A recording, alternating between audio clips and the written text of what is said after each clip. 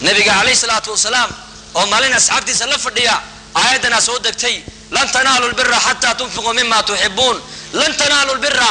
khayr dhammaantii heli maysaan diin kaamila noloshiina laga heli maayo ilaa xoolina waxaad u jeceshiin aad bixinaysaan abu dalha ayaa saraka oo yiri aayadii ba qalbiga markiiba saameysay wuxuu yiri ya rasuul allah xoolahayga beerta beer waxa la yiraahdaa baan ugu jecelahay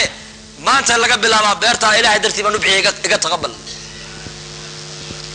adduunyo way haystaan laakiin adduunyadu qalbiga ma saameyne quraanka iyo amarka samada kaymida baa laabtooda saameynaya iyaga inakana الله الناس بس دكان بودح فديا مقاعد بودح فديا صلاة الجماعة دواقي يجيبوا مغليا وحوليه هاي شغلة مو عباده كل جين ما توحنا نقول وضع علماء مفتين بنقول شغلة با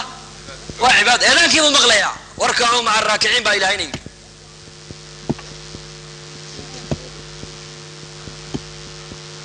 إذا كيبوا مغليا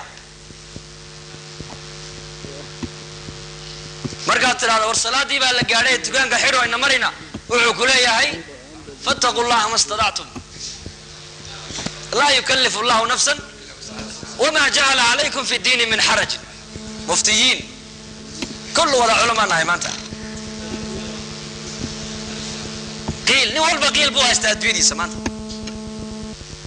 أبو طلحة يكا أصحاب الرسول كقرآن كاساميني لابتو القرآن إله القرآن كلابتو نوغل أنا كنا مركز يا رسول الله ولي بيرتا الكي كتالي